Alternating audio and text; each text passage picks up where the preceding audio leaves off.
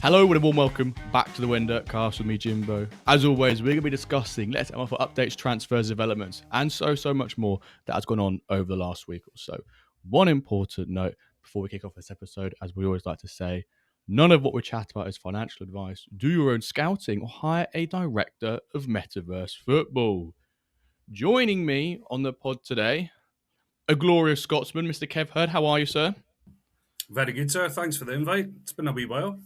It has been a while. I was trying to think. It's been a long while since you came on. We talked all things tactics, the tactics boffin that you are, and then making up the studio, glorious Dutchman, the manager of WenDirk MFC, is none other than Mr. Zootert. How are you, mate? Very well, mate. Thank you for having me on again. Oh, delighted. It was the Christmas Q&A, I think, last time you came on. I think so, yeah. So only 3 months ago. How scary is that, right? And a little bonus for people as well. In a couple of weeks' time, I've got Calver back on. He's coming on for an episode. So it's very exciting to have in a few weeks' time. So I've got these two lovely gents with me today. We're going to talk a little bit about mid-season, the engine, how to get the best out of second half of the season.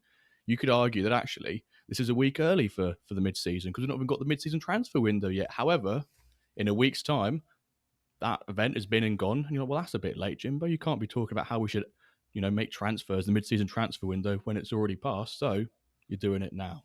So for those of you who are listening and are like, oh, I need to turn things around. What should I focus on second half of the season? We got you covered. So without further ado, moment of the week. Who would like to go first? Zootert, let me come to you first. Moment of the week. How's your... It's the first full week we've had of MFL now. Season 12. It's season 12. Yeah, season 12. How's it been? Has there been one particular moment? And then rate it out of 10 for me. I think season altogether for my main team, Gloucester, has been pretty poor. We were around 6th-7th place for the whole time. But last week made some tactical changes and moved up to second then. So that was quite a nice tactical change there. And I think for me, my moment of the week. So league-wise, pretty tasty. Cup-wise, what are we talking? Gloucester, I kind of threw it. Needed those guys for rotation in the league, so thought play right back a striker and get the fitness back up that way. But all of my other teams, they're either first or second in the cup, all playing for promotion in the league, so doing quite well. Nice. So then, if we're putting a number out of 10 on this week, what would you say? Give it a 8. An 8? Ooh. Yeah. How's progression been for you this season? Been okay? Very good at the start of the season. I had one guy who went +6 basically instantly, who's now in the uncommon tier jail, so about to be rare, hopefully somewhere in the second half of the season. Nice. And hopefully he continues that train in the second half of the season then. Is that the lad that you said on stream during the week that Dio asked about? Yeah, he was inquiring about it and quite a few others as well. I think, once he hit 70, I had some $75 offers coming for him, but quickly declined all of them. No way. He's staying. Yeah. That must be quite nice when you got a little hot progressing prospect and you're not even listing them. People are coming to you and saying like, "Oh, I'm looking through your entry going, I want him." That's quite a nice feeling. Never experienced Dutch as well, so maybe a future star for the WenDirk team. Oh, I love that from you. You're getting your priorities set right. I love that. So 8 out of 10, solid. Kev, let's come to you. How's your week been? Any particular moment? Really good week. Really good week. I would say it didn't end the best for the Diamond side. But apart from that, everything's going really well. Moment of the week was probably Friday, the stream with the guys. That was really good fun. Really enjoyed it. It was good to see Brian and Sid and everyone. And Hammers is looking to do that probably weekly or fortnightly. Let's see how we get on. rotate the hosts and have a wee show. So it'll be really good. Fill a bit of a space in the content as well. Yeah, So for yeah, the moment of the week was with the guys, but loads of little moments of the week. Some great wins this week. Cup's going really well. Chuff for the ramble. Mr. Bald Sherlock's doing a cracking job there. yeah, it is. I'm just looking at the group just now, and he's in with the Wyverns. And This is a big tier. It's a contenders tier 3. It's a really like big tier. I mean, do we include Zootert in that? He said he tanked it, so a big tier minus Gloucester, right? yeah. So, well, I've just noticed that. So you've obviously got the ramble. You've got Monkey, Sid, Work the Space, Bruce, yourself. All of yous are going to win your group by the looks of it. Yeah, But the ramble would be facing the runner-up in the Wyverns group, which could be Snake, which could still be you as well. It could still be me. It could still be me. So that's really exciting. But it looks like it might be Snake. But yeah, that's a phenomenal group, phenomenal cup. But yeah, loads of great moments this week. Rating out of 10, I would say an 8. It would have been a 9 until yesterday. A couple of bad results back to back with the diamond side. So that's the only thing that's knocking the shine off the week. But that's the thing, though. You can have such a great week or such a poor week, and all it takes is a couple of results, a double game day, a couple of double game days of results going your way, and then suddenly it all changes. Did you give your rating out of 10? Yeah, 8 out of 10. 8 out of 10. Sorry, I completely went in one ear out the other ear there, mate. Sorry. 8 out of 10.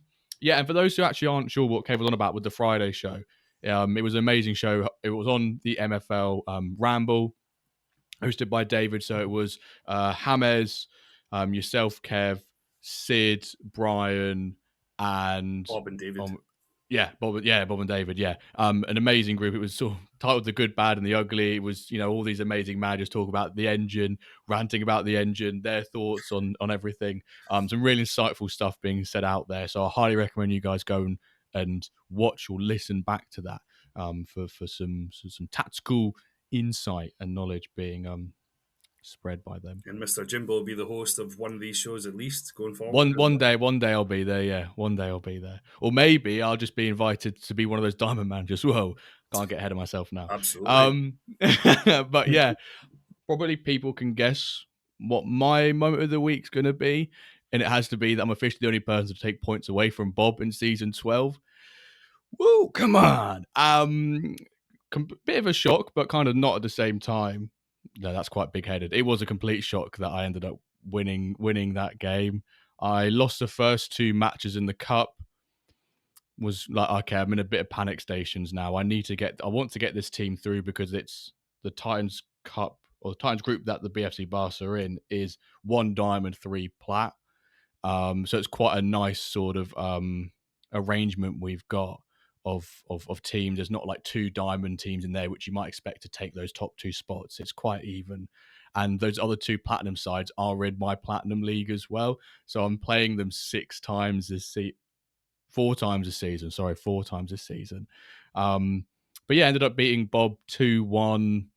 I went with a 4-2-3-1. I think he went with a 3-4-3. I set up with the 4-2-3-1 to counter his 4-3-3-A. That was my anticipation and what I expected him to run. And he wasn't running it. And I was like, oh, good Lord, I'm not really sure what to expect here. And I know he does love rotating quite a bit, but I thought because he would rotate against me that he'd play something that he's quite familiar with and not kind of out there. But yeah, I ended up getting the 2-1 win.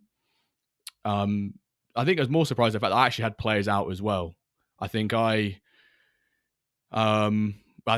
BFC Barca has 3 ultimates. I only played one of them in that game. Zine, the main striker, who's a 95, was out. I brought the 90 rated striker in. I think I took out one of the centre mids and so on. So I was quite surprised about it. But, it basically meant I had a sniff of getting out of the cup stage for BFC Barca. And with 1 game to go, obviously, we've got the 6th match to come as yet. I think we are top by we're second on 9 points, and we play Dublin City, who are confirmed out. So things look kind of good. And then BFC Barca are second in the league as well, 4 points behind the Ramble Amigos, which is going to be a very interesting matchup because the final game of the first half of the season is against the Ramble Amigos. So that's probably one of the first matches where, if he was to win it, sets himself in a really strong position, because that's Brian managing that one, right?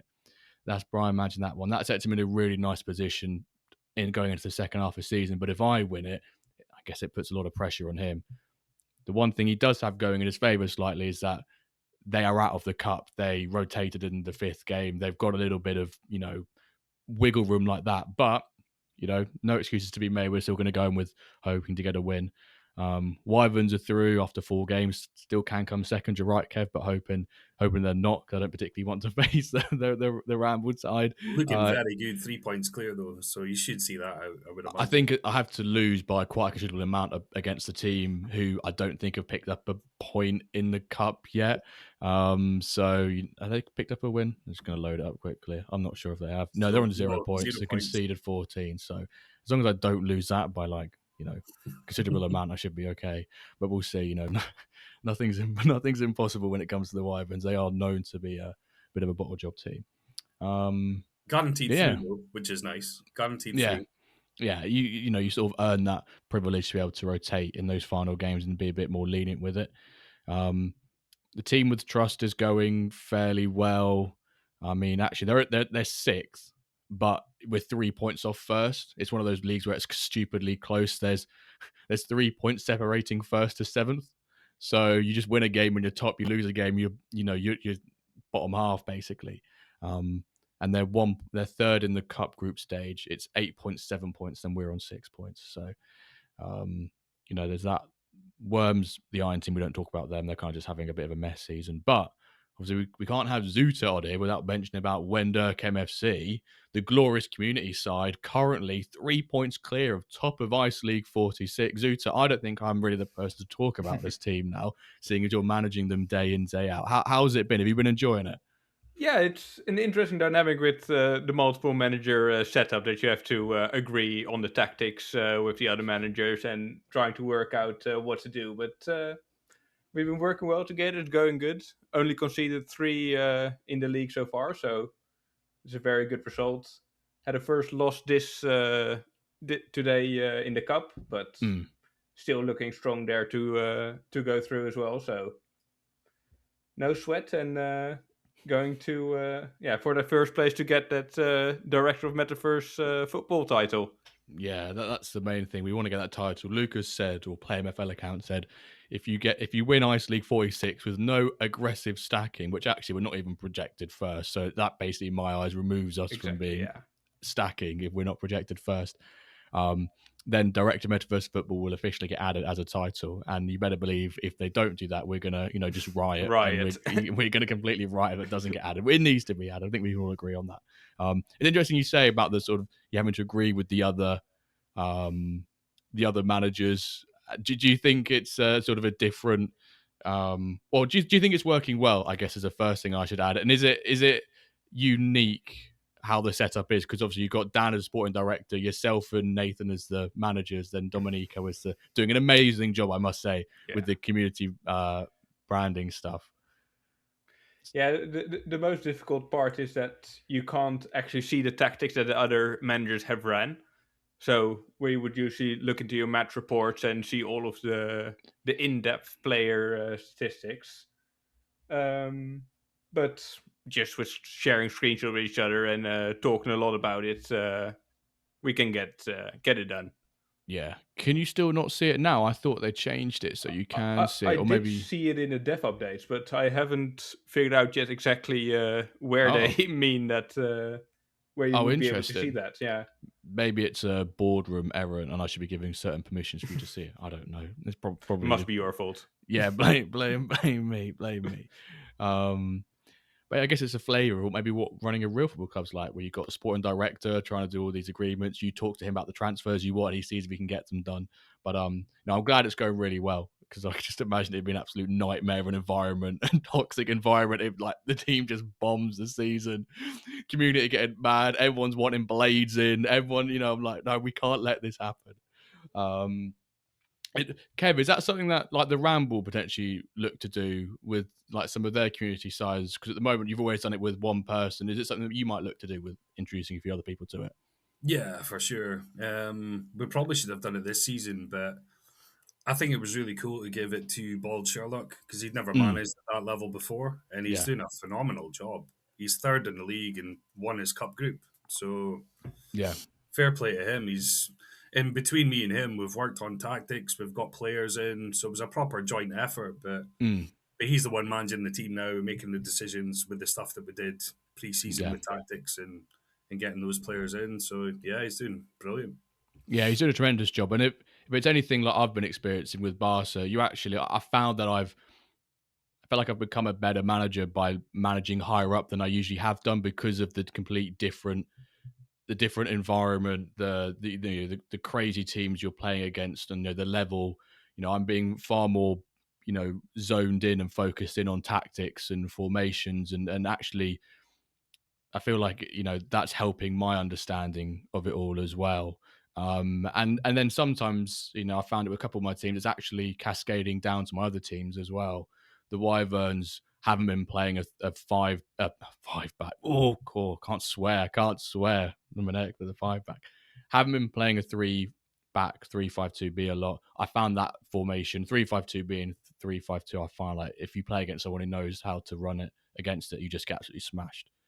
And no, it's not at all. Like there are situations where if I'm the clear favorite, I can still play it because I just have pure firepower to just overpower the opposition.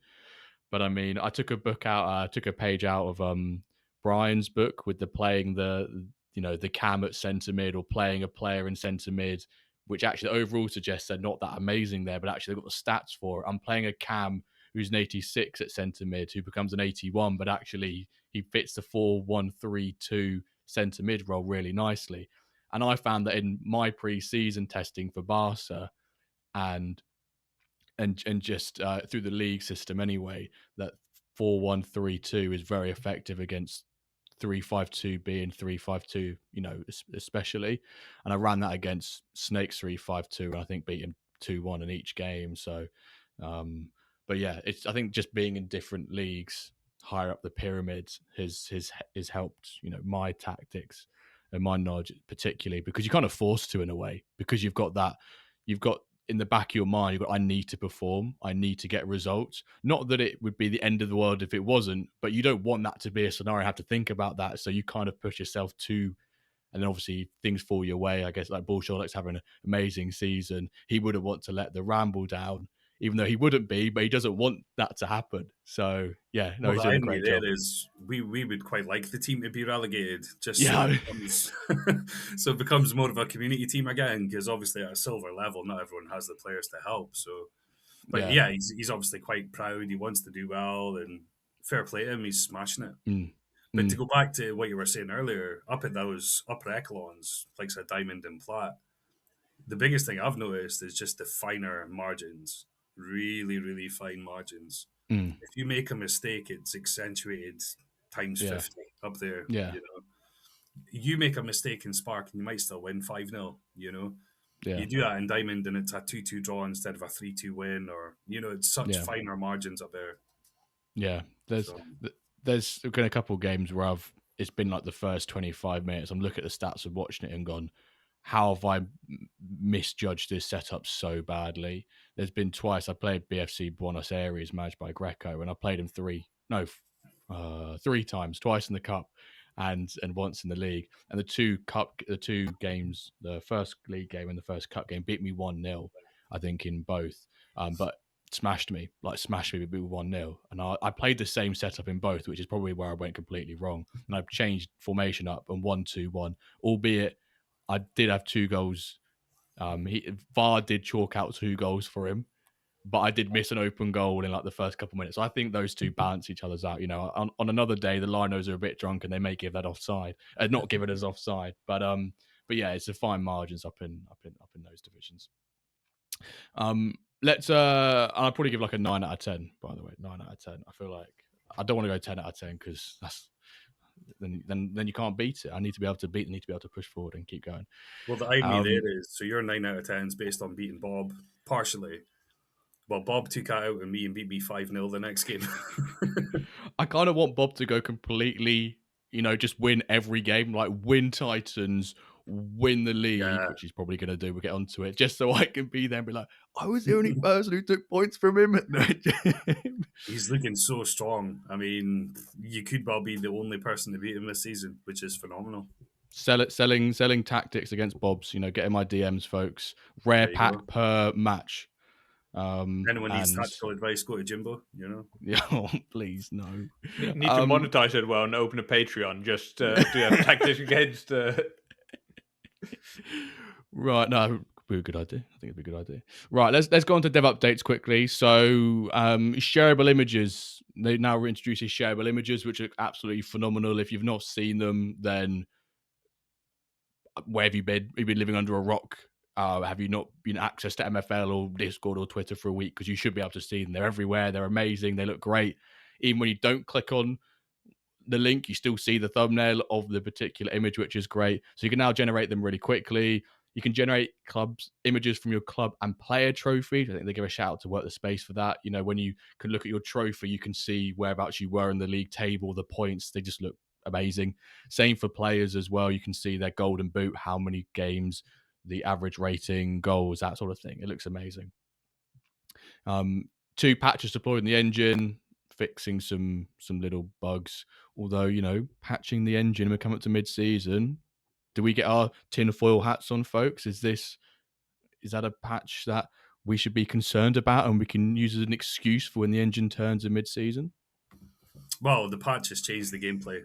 I don't care. I know that Yax has said it hasn't, but it definitely has. So, yeah, nothing's going to change my mind about that. But, I've embraced it and it's changed things, but I think I'm okay with it. Have you actually noticed changes? Yeah, but subtle changes, more like formational matchups instead of gameplay changes. So Really? Yeah. Because it was just, when was it? There's a goalkeeper bug. There was fixed a bug where a corner kick could be taken by the wrong team. So you're saying a side effect of fixing a bug where corner taken by another team is that formation matchups imbalanced? Is that what you're saying, Kev? It's changed the balance of it. Yeah. I can't tell if you're serious or not. No, I am. I'm serious. It's, based on the update, it shouldn't have done that. But fuck off, are you for real right now? I've tested loads since that patch, and I'm seeing a change. Oh my word! I still can't tell if you're being sarcastic or not. No, serious. Honestly. Zootert, what do you think?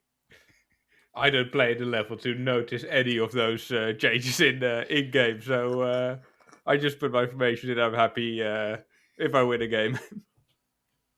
Do you think Kev's being sarcastic as well? No, I fully believe him, but I don't see how. I don't see how it would. But I fully believe that he's serious. Yeah, I didn't think it would either. I mean, based on what Yax has said, it was a minor patch. But yeah, I'm seeing changes. I'm not going to say exactly what I'm seeing because you don't. Yeah, I think that would kill any advantage. But no, exactly. Keep that information close to yourself, Kev, until the last match of the season. Then you can reveal it, and everyone goes, "Oh my god, that's so obvious." Yeah. No, you got an advantage there. I can show you exactly what I think changed because I've kind of noted it down as such. Oh, okay. So I'll save that for a end of season show. In the good, the bad, the ugly, you can mention it then, and the ugly. It could it be in the good, the bad, or the ugly? The bad was that the engine changed mid-season. The ugly was that it shouldn't have done. But the good thing is I saw it and I benefited from it. Totally. To each bucket. But I'm seeing a similar shift. So obviously you said 4132 is very strong. You're right. It's brilliant. It still is strong. That's one of the ones that isn't affected. But there's others that have kind of came back up and others have dropped down. So See, I've come to the conclusion that I know you're not being sarcastic because you would have brought on your top secret tin foil shower cap. I've still got it. Yeah, if you were. So, Deadly serious, mate. all right, I trust you in this instance. Yeah, no, I'll tell you if I'm being sarcastic, and I'm definitely seeing changes with this patch. I'm surprised that I'm seeing changes, but I am. But is it variance? Is it Yeah, something else? Who knows? I need to never know. test it more, but so far I have seen some changes, yeah. All right, I'll keep a lookout on some of my testing to see if I notice anything different as well. And Zootert, you better be eagle-eyed as well and take note. You got us on edge now. Anything we do see it changes, it's just placebo that Kev's planted the seed in our brains to make us. This is what Kev's doing: is planting seeds in all of our minds. So if things do change, we're on the side of Kev. Now, if I'd thought of that would have been a clever move. Just try and throw everyone off. But no, serious. Let's carry on with dev updates. Delegation improvements. Staff members can now see the tactics they used in a match, previously only visible to club owners unless you're Zootert. The ability to view matches for clubs when you are manager directly from the HQ has been heavily requested. We've been working on it and hope to deploy it next week. That's a great feature because at the moment, if you want to go watch a game or just see the schedule or watch a game from your HQ or go back, that sort of thing, the result gets spoiled for you, and we don't want that. They continue to work on the new interface, exciting, training, exciting, implementation of the XP energy system for substitutes, and they've got a couple pictures of the images you can generate. Anything else anyone wants to comment on the shareable images, continued work on training, or looks phenomenal? Those images are amazing. I like that they work. So for me, they would always glitch out. You wouldn't be able to share them. So phenomenal job from the team. It looks cleaner and it works. So yeah, really, really happy about that. I'll need to get back tweeting them out now. Zootert, have you been having fun with the images? Been generating some? Yeah, they generate really quickly now, so that's always a good sign. You don't have to wait 5 minutes and refresh 3 times for it to actually work. So that's a very nice positive on it.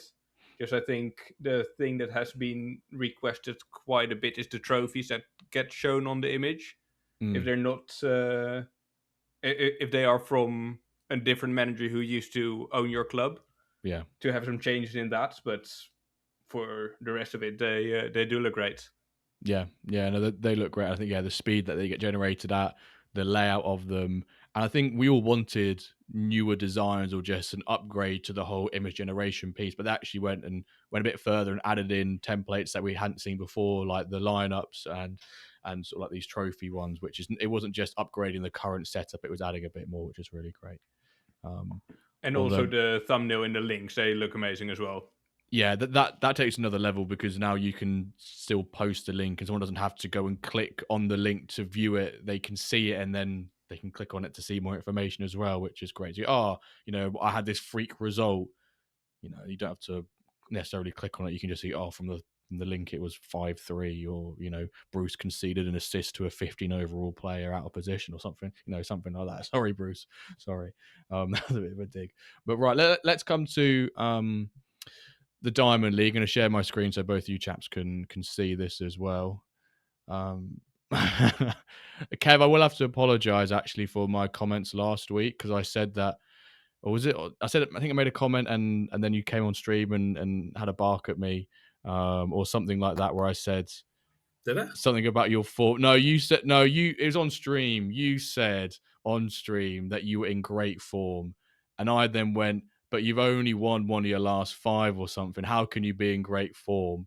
And then I think that day you then won or something, and it popped you right up, a few places up the table and so on. So I think, I'll put my hands up and say I'm in the wrong there. That's all good, mate. But I think this is a really, really interesting division this season because we've got Bob, who's currently 10 for 10, right? And we're in a good place right now this episode because when you people watch it tomorrow, the table doesn't update, so the table says as it is right now. Bob's first with 10 games played, 10 wins, conceded 8, scored 39, and he's on 30 points, right? Unreal. Then you've got I forgot what the name is. It Kareem? Yeah, Kareem Hayes with Sao Paulo, so which he bought for $1,000 last week, wasn't it? Yeah, a couple of weeks ago. On 0 points. So we've got two complete extremes on this scale here. Someone's not won a game, someone's won every game, and then we just got sort of everything in the middle. So, and because of that, you then get a really tight banded remainder of the league. I mean, MFC Roma Frager's having, not his best season. Although I think he's out of the group stage. I think he smashed it in the group stage of the cup. I think he won every game in the cup. I think when I last saw, I'm not sure in today's one, but I'm pretty sure I saw like 4 for 4 last time. So probably focusing on the cup now. I can imagine that's what his attitude might be. But Bishoni Milano 18, then we've got 18, 16, 16, 16. There are how many points? 5 points dividing 9th or 6 points dividing 10th to 2nd. I honestly wouldn't want to predict how that 2nd to 10th table will look in like 2 weeks' time, because I genuinely don't know. Because at this point, are Meta Mercenaries a contender for being relegated in season 12? Nah, surely not. Surely not. Would it be the greatest? No, not the great, but like the most historic moment in all of MFL if Meta was to. I think if they even finished 9th, right, and just in a relegation playoff, that's is this like Spurs right now? No, it's like Man City or Arsenal being down that part of the table. But yeah, guys, thoughts on the Diamond League this season? Let's come to you, Zootert, because Kev, you're part of it, so you probably you'll have some details from the La Fiera Espanola side of the I'll grab division. my tinfoil hat while Zumi speaks. But Zootert, how have you found this Diamond League so far? It looks amazing, truly. With you see the results flying every way, every other match, and every match day, the table looks completely different with everyone jumping around, moving around, and getting crazy results everywhere. So it's a very exciting season to watch, I think. You can't predict anything, so it's a very good sign. And we all know how Meta's second half of the season usually goes, with some engine changes, and we'll see what will happen there this second half. Yeah, it totally wouldn't surprise me. Love the hat, Kev. It totally wouldn't surprise me. Like if Meta somehow, I don't think this happens, but it wouldn't surprise me if they do. Just like win every game second half of the season and finish second, only like 7 points behind Bob or something. That's just the thing that would happen. But I know that Bob now he's, 10 for 10. He probably wants to go, 22 for 22. He'll want to win that out completely. That's just how much of a ruthless mindset he has when it comes to playing MFL, and especially off the back of last season's performance from his team. Him and Meta effectively swapped positions in terms of like how they've been performing in the first half of season engine. Kev, your team's currently sat 7th. Is that where you probably expected yourself to be? Are you pleased with how you've got on this first half of season so far? Yeah, I mean, you could arguably say I'm probably still punching above my weight, but the past 2 games I've lost, which has just broke my heart because I was sat 3rd. Obviously, Bob smashed me 5-0.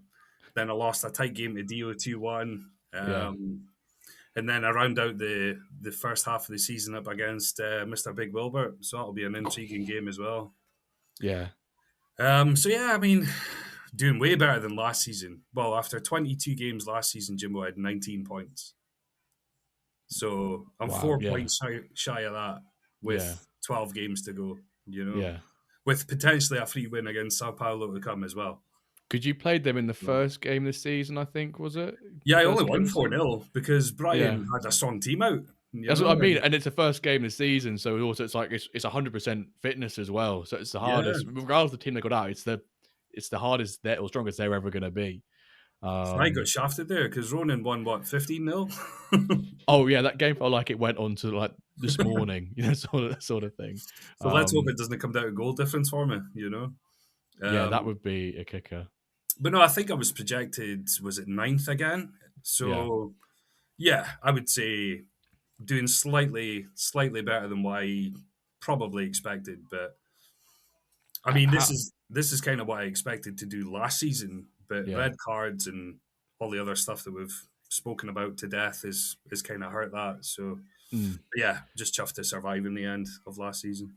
Yeah, because this middle of the pack is very congested, and it's not. There's not huge differences between the overalls. But do you think it's still managers getting familiar with the engine? Do you think it's this sort of the tinfoil hats come on?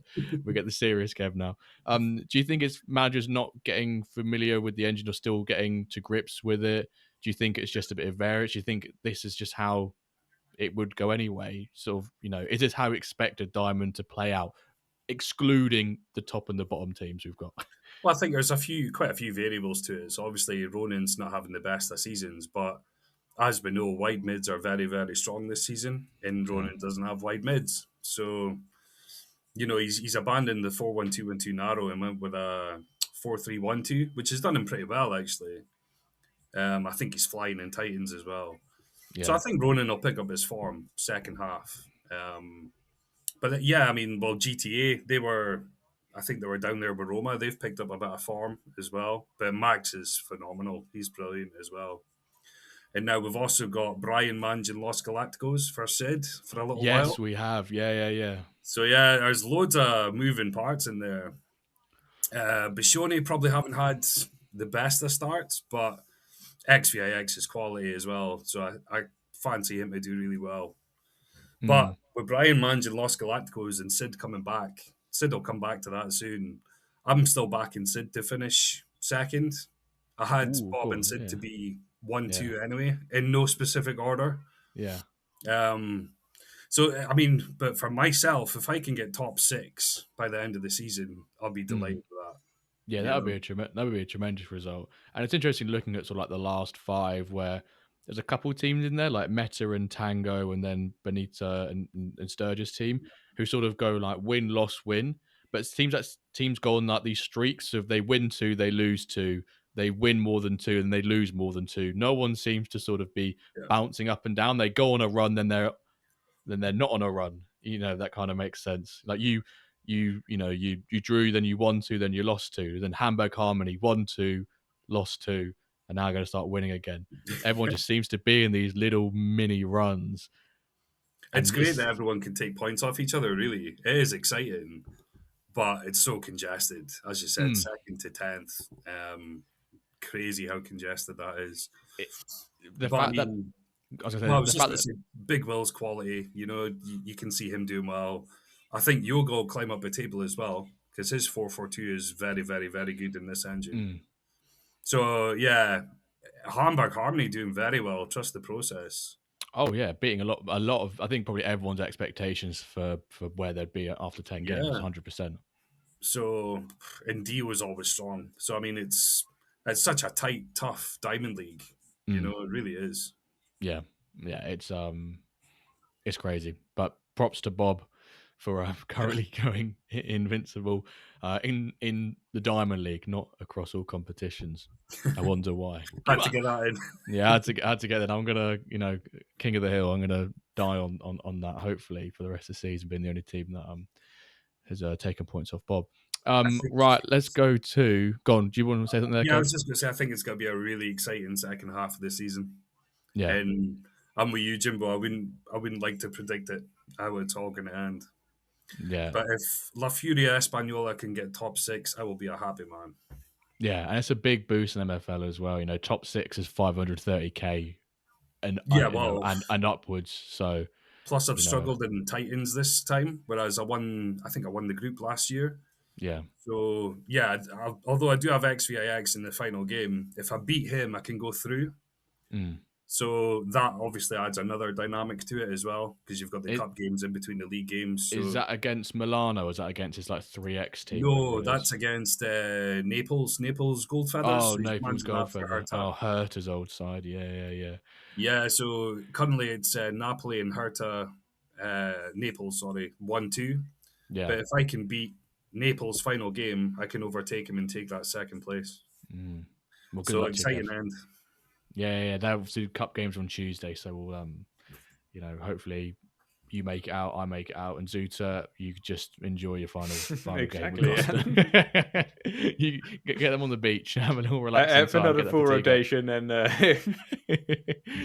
Who are you playing in your last game? Do you know? no clue. Well, if they're listening, then yeah, don't expect big things from Zootert's team.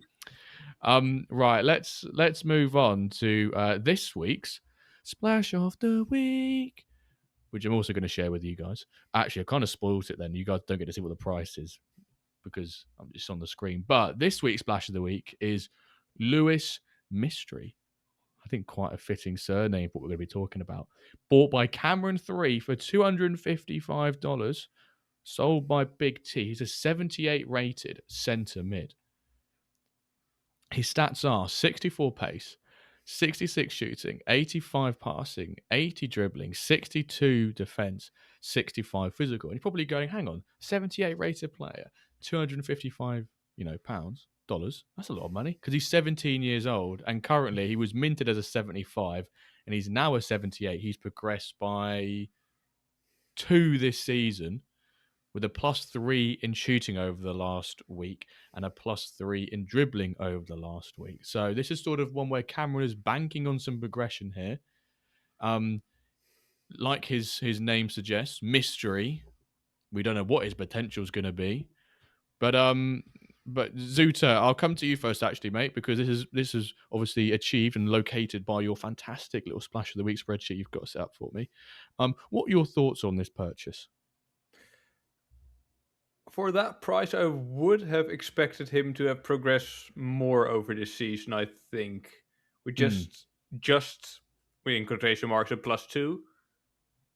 It's quite a gamble in my opinion.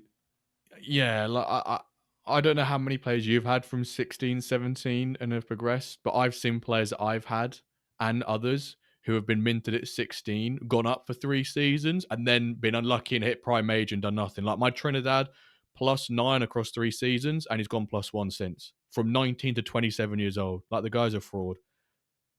And yeah, I just don't really know.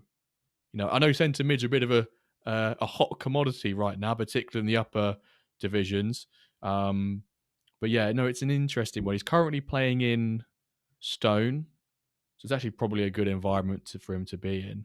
But yeah, $255. It feels like a lot for potential. Kev, you're nodding there. Do you think you agree the same? Yeah, I mean, it's up there with SR Monkey's 16-year-old defender and Big Mr. K's 16-year-old striker, isn't it? They could be the best players in the game at those positions, but they could also be +1 for their whole career. It's a proper gamble, isn't it? Yeah.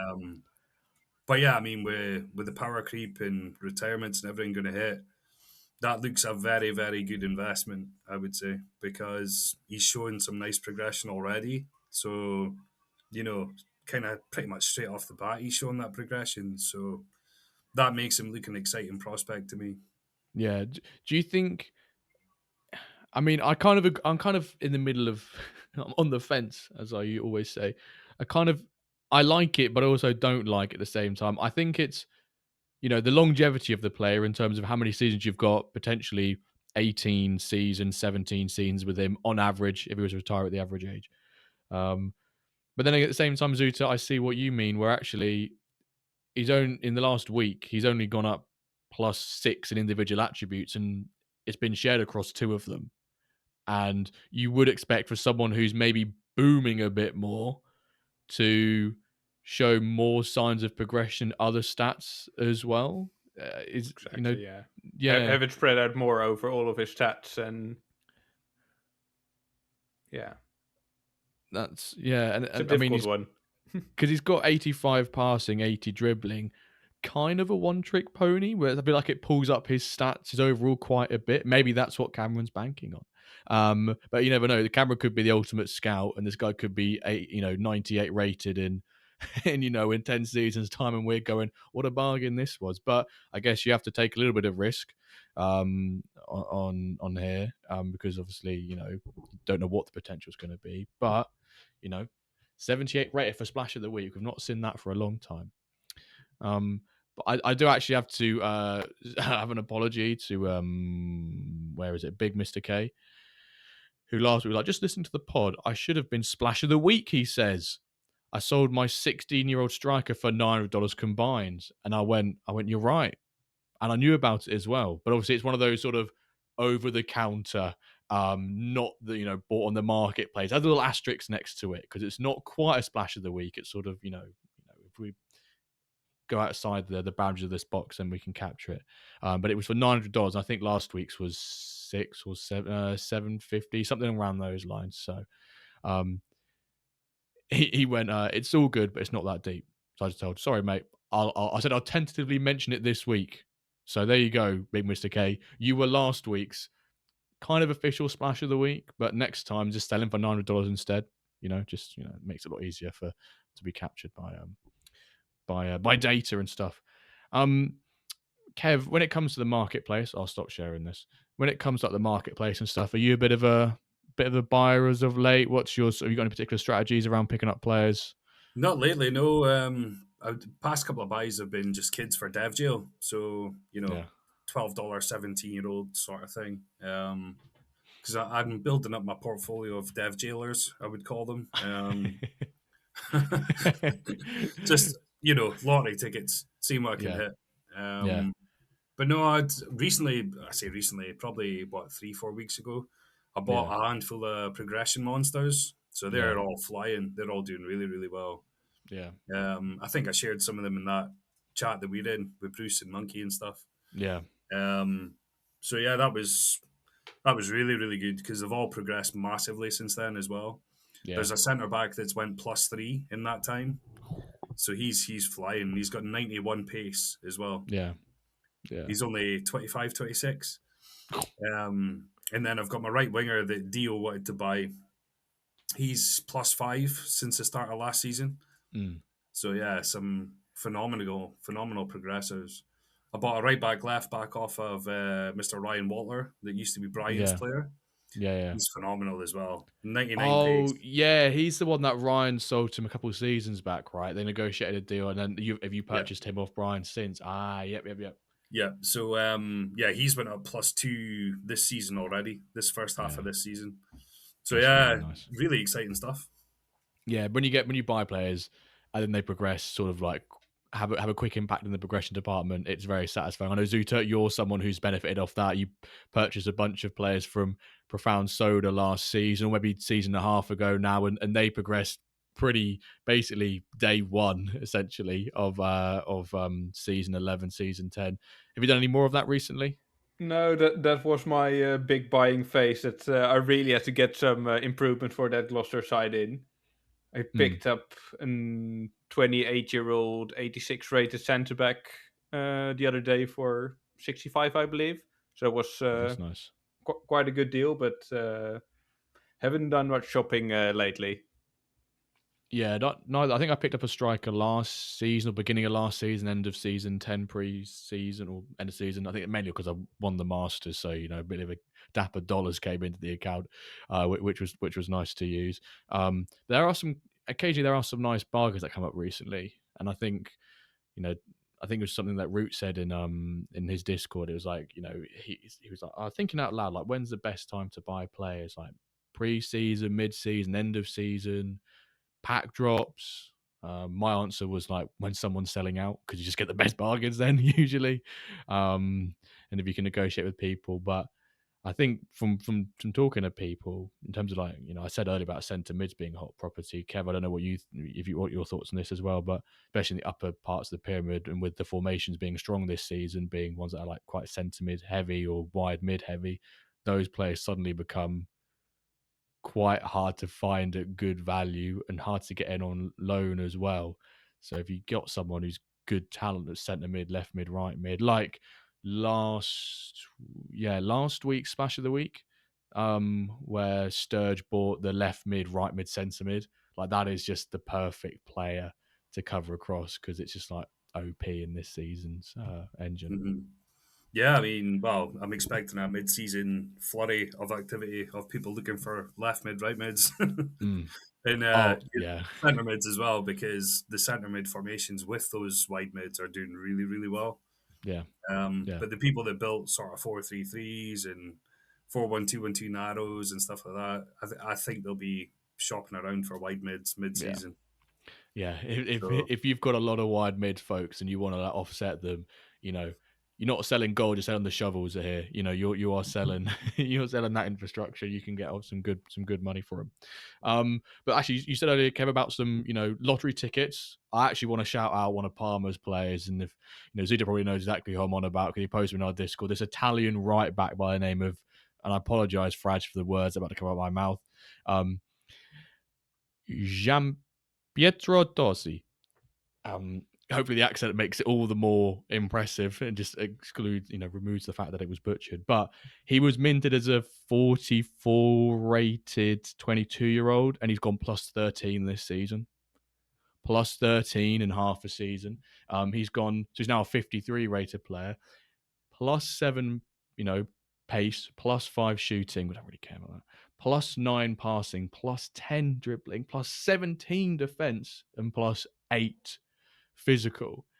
And now if someone goes plus 13 in under half a season, surely this is someone who I imagine if Palmer's not looked at his inbox or if James has looked at for him, then he'd be having some crazy offers from people for this, because this has got the makings of what surely is like a high Lego Ultimate. I don't know, that just from looking over the last 12 seasons worth of data we've got, this is your lottery ticket, right, Kev?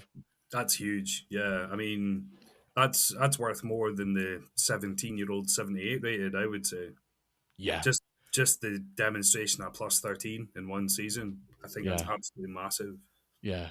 Although just imagine the devastation when his prime age is 23 and he goes like plus 20 in a season, and then he's got to do the extra 5. He'll just go up to an extra 5 in the space of 10 years. But no, Palmer, hell of a player. He's in dev jail as well, so he's in the perfect place. 120% XP the 4 seasons long. Wow. They're the ones that we all love to wake up in the morning and see progression. And that's one where it's like, oh my word, that you're refreshing. You are waiting for that progression to come in. This kid could rival Big Will's player, Lituma, that went plus 50. Yeah, it went plus 50, which, funnily enough, MFL posted about it being the first plus 50, but actually there's another player who's done plus 50 as well. Wow.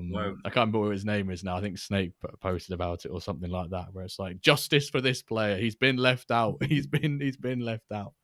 But yeah, imagine 2 players doing plus 50 over their career. Like, I don't think I've got plus 50. I don't think I've got plus 50 combined in my agency over the last 5 seasons. And this one bloke's done it in his one career. But I think Lituma, if he's not the best centre back, he's one of them in the game as well. So he started as a 45 or whatever he was. Yeah. Now he's incredible and just insane for Diamond. So it just shows you like a $1 player could save you thousands. Yeah. I assume Palmer packed that player as well. I don't know if I assume he packed him. I can only imagine he did. I would think so, yeah. But yeah, when you see that sort of instant, he's probably, when you see the instant progression of those stats, you're like, I'm so glad he's in dev jail. I'm not going to wait half a season to put him in or something like that. You could just go straight for it. If he wasn't in dev jail, he would have never been discovered. But at a 45 at the start of the season, no one would have played him. Sat as a free agent. Exactly, yeah. A bit like when Hatton was trying to give away Gollum for £1, and then he went from like a 45 or 50 up to like a 78. No, he's like an 84 or something now, isn't he? He's a Lego. He's the main CDM for the Ramble now. Damn, I knew he was 84 for a while, wasn't he? I'm glad he's pushed out of that. Yeah, we got him to Lego last season when I had the Ramble. So yeah, it was cool. Right, let's go on to sort of a bit about mid-season and like how to address the mid-season transfer window, because effectively it can kind of make or break the season for some people, for many teams.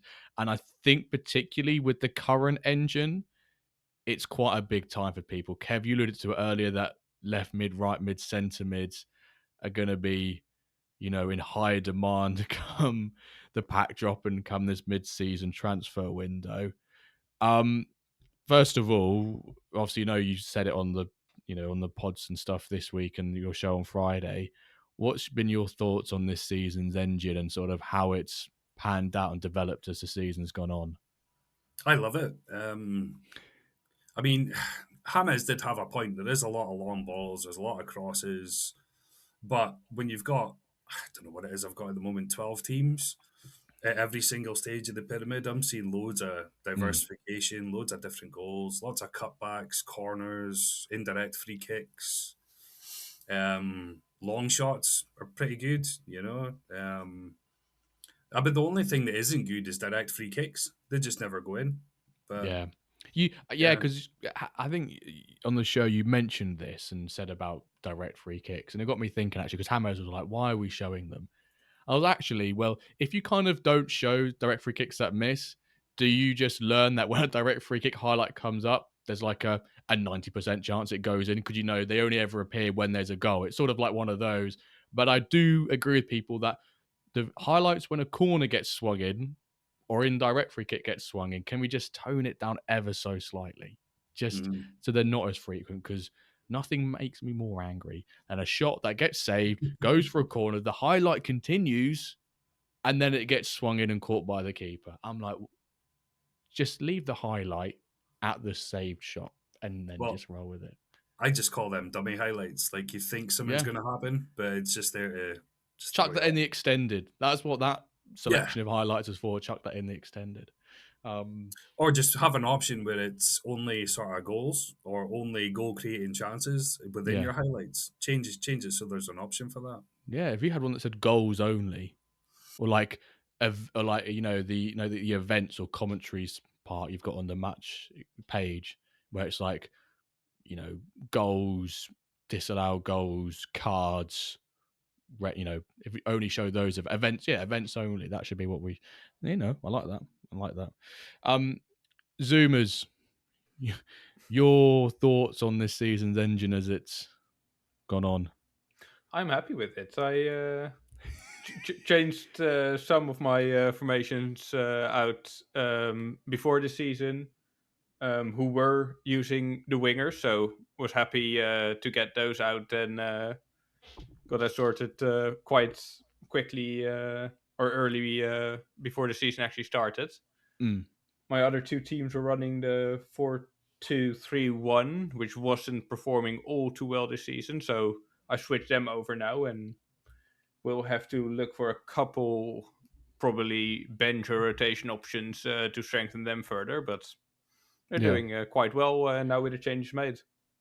Yeah. What are your thoughts on this long ball cross the pitch play that we see quite often this season? Yeah, you do seem to see it too often, that it just pings from the left to the right and right to the left in one highlight. But I'd rather see that because it is something you rarely maybe see in actual games, but we have seen gameplay in different types of engines that were completely unforeign that you would never actually see in a real game. So I don't mind this too much. Yeah, I think I'm a bit like earlier with the splash of the week. I'm kind of sat in the middle of like, I'm not too sure if I like it. Plus, I kind of do like it. I guess I like it because so far as engine performing well, and your performance in the season definitely correlates to to your one's opinion on the engine. Of course, the people who will naturally say they're performing well and they hate the engine. It's not because they're winning, but those people can go do one. It's definitely because you're winning in my eyes. I think the thing that gets me with the long balls is that I find that there's such a high success rate of goals being scored when that highlight appears in the match experience. That's the thing that I think gets it for me, where I find that once I see a highlight starting with my fullback, I'm like, I know what's about to happen here, and I know it's getting lumped into the box, and I know there's like a 50% chance I score from this one highlight. And I think that's where I kind of don't like it a little bit. I like not being able to predict the pattern of play which is about to happen. That's the bit that always keeps you sort of like, excited about the matches. I know that Taggart sent me a bunch of, links to his games. He's playing this beautiful, intricate football. So it can be done.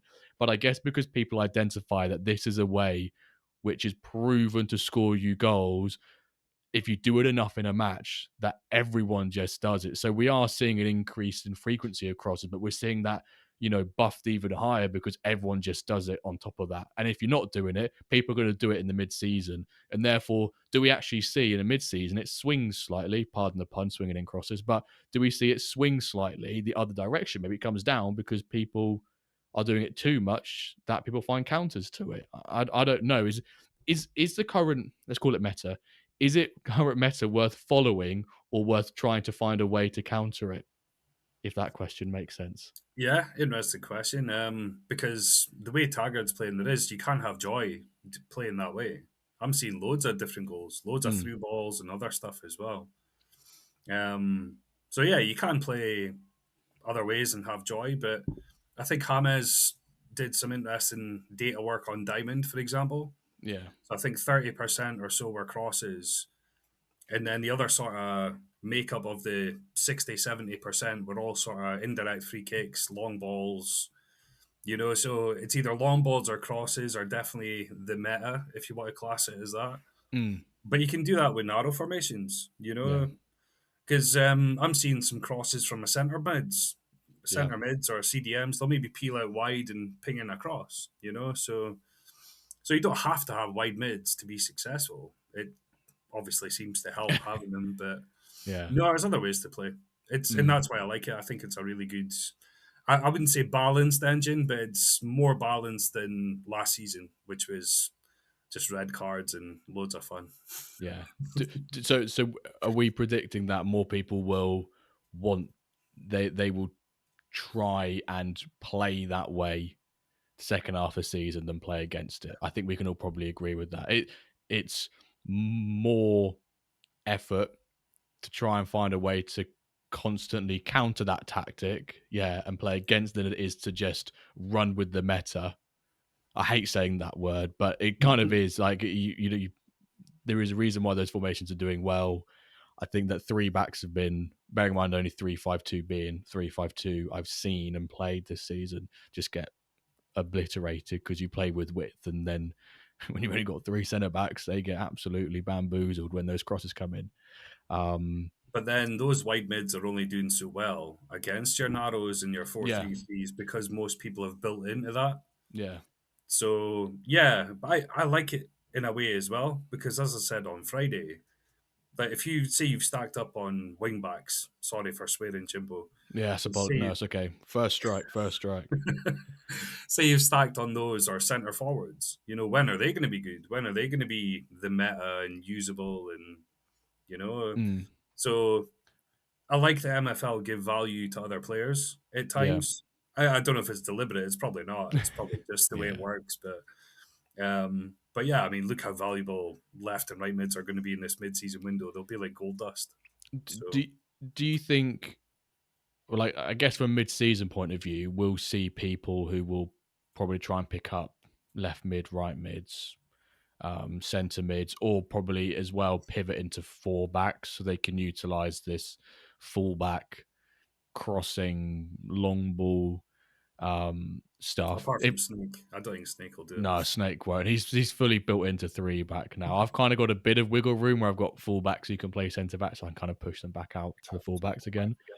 So if we were sort of like not tactical advice, I guess we'd say here, but if we were saying, if someone was saying, "Oh, I'm struggling with a three back formation," we would be suggesting, like, if you can try and go to a four back formation for second half of the season, I think that's probably a sensible suggestion to make. And particularly if you have a 3-5-2 or 3-5-2B, chances are you can go to a 4-4-2B or a 4-1-3-2 quite easily. Even a 4-1-2-1-2, you can go quite easily because you've got the players, just not got the fullbacks. That's literally all you're missing.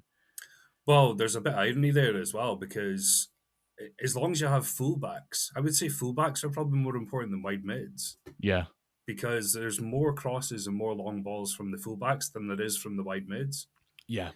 So, yeah, that's why the three at the backs are struggling.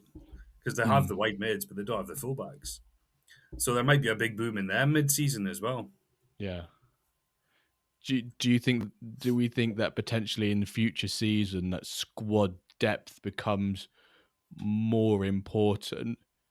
Not just depth in same positions, but depth in different positions. Like, do you chuck in a left winger and then a right winger who can also play left wing? Do you just chuck them in for the sake that if the engine doesn't develop how you want it to be, or the season doesn't go on, you can change things in the first half of the season, because you do have to wait quite a while before you can change things officially because of the mid-season transfer window. So do we see squad depth in the future becoming more important or utilized more, I would say? Well, Because gone. I was just going to say, this is why I've always built my agency out that way. I always have, just purely knowing that the supposed metas will change, the engine will change every season. Yeah. So I like having at least one player in each position available within a squad. So I've always built my teams that way. But then it goes back to the old argument of progression versus squad depth. So I've never had the best progression because I've always went with the squad depth. Whereas the likes of Trust the Process, all these guys, they build tight little squads, same formations, all that sort of stuff. So, but it works because they get the progression. Yeah. So it depends if you're chasing progression or chasing success. And up at the top end of the pyramid, Kev, you aren't really concerned if a player goes from 93 to 94. You just care if that 93 player is a fucking beast in the engine and can win you games. Quite frankly, that's all you care about, really, isn't it? Yeah. Well, I mean, even with the diamond side, I'm limited because I've only got one of each position, but I can't. Yeah. I'm not complaining. I'm just happy to sort of be at that level. Plus, it's cool rotating into different formations anyway. I've always loved that sort of play style. So I like the way the diamond team's set up. But yeah, I'm lucky I've got one set of wide mids, so I've been obviously using them whenever I can as well. Yeah. Zootert, do you have cross more often turned on your fullbacks? I do have now. I didn't used to have for a long time, but I changed that up in my new tactic, and I do see a lot of improvement on there. maybe from a tactical point of view, to folks, I'm not gonna go and say what works well and what's not, because there is a bit of like keeping your cards close to your chest sort of thing. But if you haven't guessed by now and you've got fullbacks, if you're not putting them on cross more often, hopefully just from watching the games, you can see that if you've not got it turned on, get it turned on, because feels like you're losing result value from not having it switched on. But yeah, glad you got them turned on, Zootert. That's and Kev has dropped some other tactical advices in recent Ramble episodes as well, so be sure to watch those back as well. Thank you very much. Yeah. No, I don't know what I said, but hopefully it was helpful. We won't give them too much information here. Just watch back all of the last 10 Ramble episodes and find out. Love that. Will either of you two be making any... Have you got any priorities for the mid-season transfer window? Will you be being active in it? I can go first. That's a nice, easy answer. I'm not even buying packs. And I know I say that quite a lot, but definitely not this time. Just purely because I don't need anything. I'm really happy with the squads at the moment. So yeah. But maybe next packs. I'll ask you again, Kev, just before the pack drop on Wednesday when we're about to, 10 seconds, I go, Kev, are you buying? You go, no. And then you'll be, Jimbo, right, I'm ready to share my screen.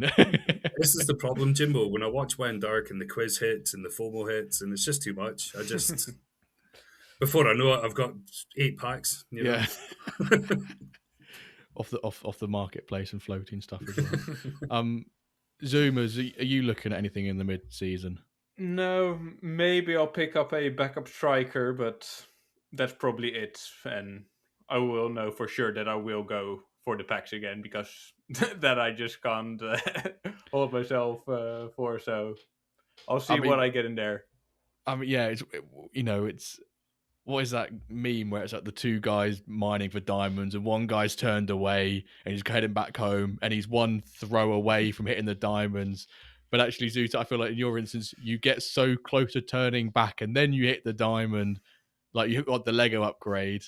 But it's an amazing player to pull in the pack, but wasn't the best in terms of what upgrade could have been available. But it's enough for you to keep going. Do you know what? If I just do that again and hit a 0.01% player in the pack, I'll then get the player that I want. Yeah, both of my Lego upgrades have been, what are the 85, 86 old guys, so I haven't had the best upgrades, but they're still upgrades anyway, so I'm happy with it. Yeah. If someone is having a bad first half of the season, is it naive of them to just assume it will get better without doing anything second half of the season? Should they, say they did a little bit? If they're in my league, I would say keep going. Whatever you're doing is fine. It'll be fine. Don't worry. No, I am. Well, we all know that the engine changes second half of the season. So. Yeah, it's a tough one, isn't it? Because if you're running 4-3-3s, for example, and you're coming up against 4-4-2s and getting absolutely smashed, then you will look at that and you'll think, oh, I'm conceding every goal by a cross here, and the fullbacks are running wild, and I can't stop the wide mids and all that sort of stuff. So yeah, I mean, you probably would want to pivot at that stage. But if you've got the 4 at the back, then you're only pivoting into wide mids. So, it might be easy enough. You might get a cheeky loan or whatever for the second half. So, yeah, it could be easy enough depending on the squad that you've got. Yeah. I just want to reiterate here that we're not saying 3 backs are bad to run. We're just saying that other formations in this engine are far more superior. Like, Snake's running 3-5-2 in one of the bronze leagues and he's top of the league, You can do a phenomenal job. You can do a phenomenal job with it. He has got players who are crazy pace across that whole start. Those 10 outfield players, which helps a lot, especially with centre mids, CDM, your centre backs. You have quick centre backs in the 3 back. It helps a lot. But yeah, we're not saying that 3 backs are bad, but you can get a tune out of them. Just it's easier to tune these 4 backs right now, rather than having to feel like you've worried every game that the first minute in the kickoff highlight is bang and it's just flying over. You definitely can get joy with 3 at the backs. You can, and that's why, in a way, this engine is quite balanced. That a lot of formations can work in most matchups. It's easily the season that I've seen the most variation in formations. I'm not going to say throughout the pyramid because I don't have experience of what it's like in Flint or what it's like in Stone and what it's like in Silver and Gold because I don't have teams there or watch those divisions regularly. But in Plat especially, and that's kind of understandable because of the quality of the teams and matches up there. But in Iron, in Bronze, even when I'm looking at the WenDirk games, there's quite a lot of variation. I know that WenDirk has, quite a lot of variation in the formations they're playing. It's definitely a lot more out there. And I think when people play a lot more variations, they're going to have good results, bad results more often because kind of experimenting more. 4-1-3-2 is quite a popular formation this season. But in the previous 11 seasons of MFL, it's only been really picked up by a couple of managers the last 1 or 2 seasons. I know Brian's used it a bit. Basil's run it on his team for quite a bit. But now we're seeing more popularity with other formations, which I think is really great to see. And Kev, like, and just kind of attest to what you've just said. It sort of fosters this balanced. It's an output of this sort of balanced engine. It just seems to be that there is one frequent way of scoring, which I think that's maybe that's an easy fix. I don't know. Well, what I also love about this engine, I think Mr. SR Monkey said it best, that he can tweak his 4-3-3-D and still get really good results, so but the difference is that it won't reward you if you're just set and forgetting. Unless you've got one of these really strong formations, I would say. Yeah. But if you're running one of the non-meta, I guess I would call it, non-meta formations, if you tweak that and adjust it to your opponent, you can get a lot of joy out of it. Yeah. I'm actually really interested. I know Trust will listen to this. I really want to interested to see how Trust's teams that he's delegated out are performing in the first half of the season, because I know for the fact the TTP Norwich team I've got is a 4-1-2-1-2, 4-2-2, like formation rotation. I can stick with one of them and still rotate the 17 players in either 4-2-2 or 4-1-2-1-2. But I'm so glad that pre-season he went, it's a 4-2-2. Do you also want a bit of 4-1-2-1-2 in there? And I went, yes, please, because I'd like to have. I think I literally said, in case the engine doesn't suit one or the other, I'm fine. And I'm so glad now, because 4-1-2-1-2 with his setup and just in general is a lot better than the 4-2-2 right now. Let's look at Ronan. And I'm not comparing that team to Ronan, but I would love to see what Trust's current performance is like when he does run those really strict ones, because I imagine there might be some managers who are really good managers, but they're just in a position where actually they can't get the tune out of it, not because they can't, or the players, just because of how the formation matchup is currently kind of working. 100%. Yeah. And, well, not only that, I mean, we know that Trust, how can I put this? He does the right bandings for the league, as in he won't generally overpower a team. You know? So in other words, if you don't have, you could be the best manager in the game, but if you don't have the right pieces for the right formations, I think you're going to really struggle in this engine. Yeah. And we know it's low banded players as well. So apart from Bruce, because Bruce has got the Trust the Process Philly teams. Got the Philly team, yeah, which is one of his big ones. One of them's in my Iron League. And yeah, that's basically a silver team. So I think you've showed on stream, it's like, get that silver team out of my iron team or whatever it is. Like, get it out of here. Well, bronze, we love Bruce. We know how good he is. He's he's probably one of the best managers in the whole MFL. So you probably didn't even need to give him that good a team trust, you know? Yeah. Some managers you can just give him a little and they perform a lot with it. And Bruce is definitely one. I mean, like, he's in his first season and he's done back-to-back promotions into silver, and he's currently second in silver, only second to Sid's Men in Blue, who are by no means a silver level quality with their back four is 94, 92, right mid of 92. That when you got a goalkeeper, you got a back four that averages like 91 in silver. It's a little bit OP, I think. So if it wasn't for that, it'd currently be sat first in silver. And he's top of his cup group with that team as well. Yeah. That feels like there's going to be the cup of death. Like World Cups have that group of death. It's like, this is a tier of death. And unfortunately, I hate to say it again, Zootert, you've been a victim of the tier of death. I'm jealous now. I wish I was managing the Ramble in that cup group. It looks so exciting. Whoever wins that, I hope it's some, like, one of us, like someone who's a content person or someone who's well known and likes being in the communities, because then you just know they're going to give it big uns. You're like, fair play, and you like seeing this sort of competitive environment of all this banter and shithousery.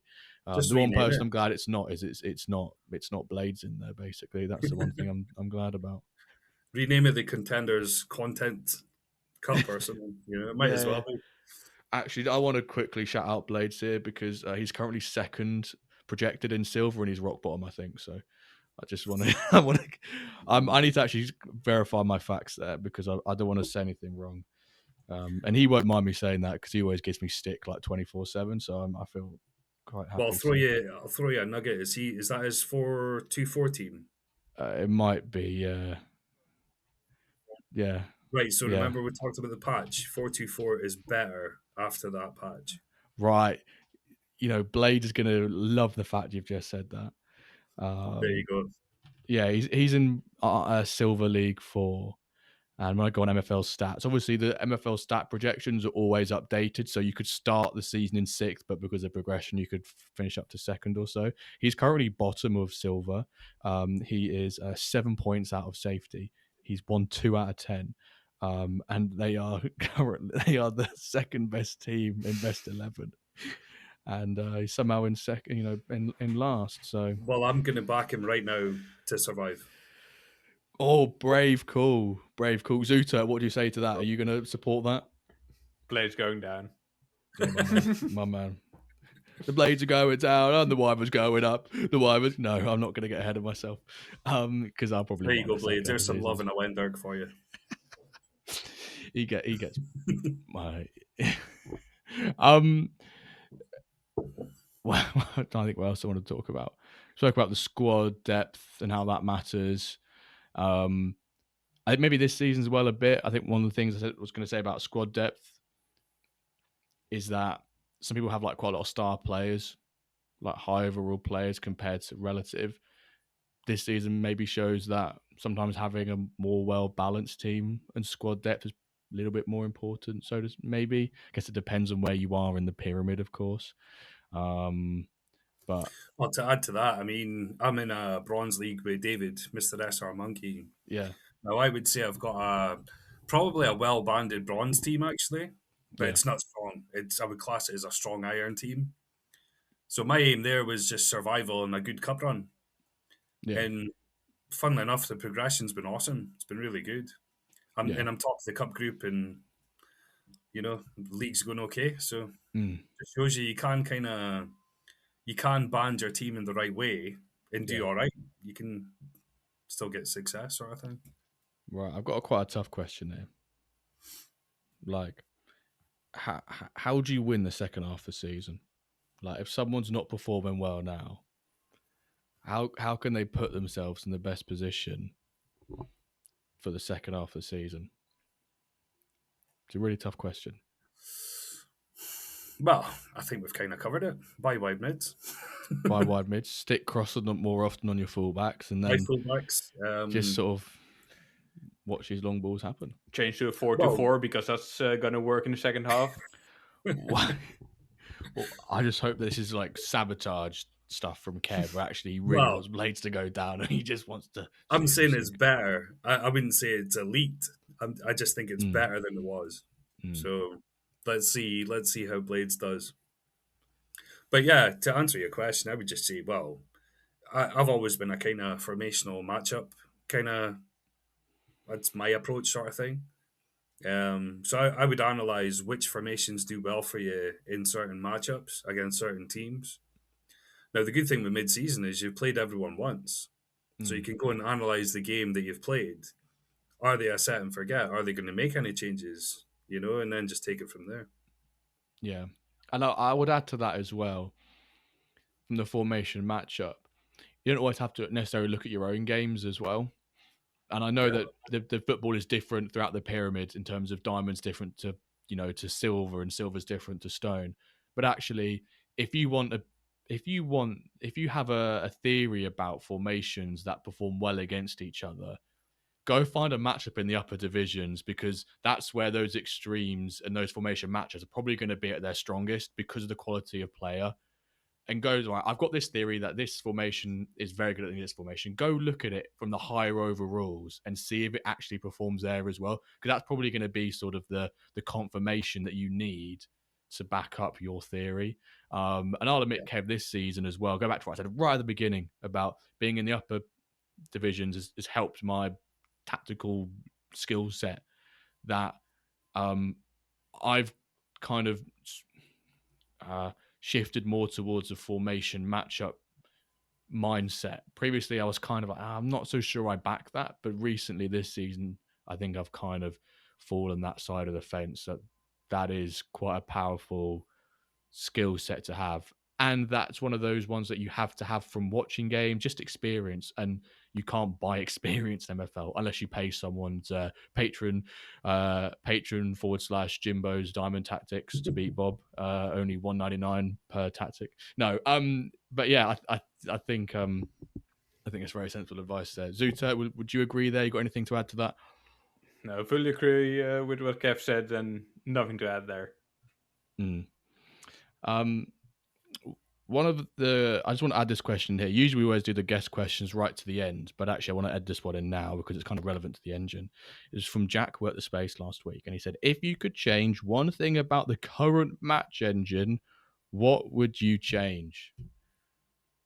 Which I feel like a lot has happened over the last week in MFL in terms of the engine and the content and how people have seen how the engine is. What's one thing you would change about the current match engine? Well, stuff. I mean, off the top of my head, it's more. I feel like I say this a lot in podcasts actually, but it's always just balance. That's all I ever want out of the engine. I don't need a perfect engine. I Mm. just like balance and the variety that I see. So, like we mentioned, for example, there's no direct free kicks going in. Let's see 20% of them go in. Just a little bit more than what we're seeing. I'm seeing a lot of corner goals, a lot of through balls. I'm still seeing a lot of cutbacks as well, but it's a nice variety. Like they seem relatively balanced, Mm.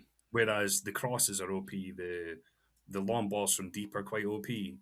So if we could scale that down a bit and then increase the likes of direct free kicks, and then you'd have a real balanced variety there as well. So Yeah. it's more like a generalism of balance I'd like to Yeah. see as opposed to one specific engine Yeah. thing. Yeah. Zoomers.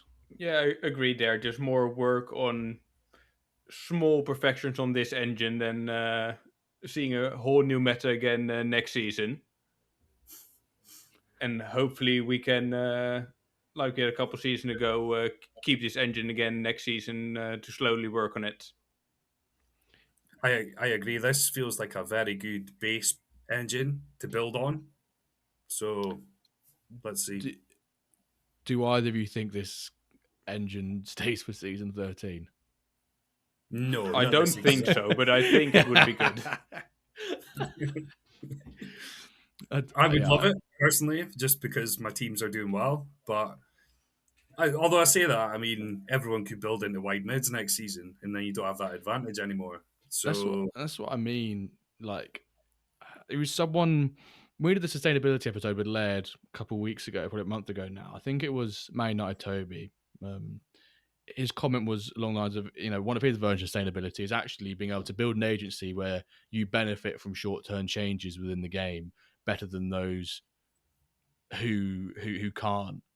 And I think maybe when we get such big meta swings, is it probably best we don't keep it for this consecutive season? So I don't know. I can see both sides to it. If either you try and see where I'm coming at here, because everyone might dive into left mid, right mids now, or left back, right backs, or whatever. And then if it changes next season, suddenly you're 4-2-2 narrow, and Bob's gone undefeated this season and wins every game, and the next season, because the meta has changed, meta mercenaries are suddenly doing 22-0. refreshingly for me, wingers has been my biggest agency weakness forever. Same. It's yeah, Jimbo, you know more than most. Wingers have always been very, very strong. Oh, it fucking annoyed me. It really annoyed me. And actually, funny you say that, because I saw Andy Official tagged me in the general Discord and said, "Make 4-3-3 great again." He says he blames me. What do you Let's not. blame me for, brother? I'm rocking a 4-3-3-D and I'm quite enjoying it. And I'm like, I understand now why people are getting pissy about this. You just run a 4-3-3-D against most setups and like, oh, cool, kind of nice. Yeah, see, but then 4-3-3s have been too strong for too long, in my opinion. They've just been overpowered in their own meta at times over the previous engine. So it's refreshing that wingers aren't as strong this season. So, and as I said earlier, with the wing backs and the centre forwards and stuff, it's nice to see different positions getting a boost as well. Whether that's deliberate or not, I don't know, but it's nice to see that variety. It's nice to know, right, I'm going against a 4-3 attack here and I've got a chance. I've got a chance of winning this game.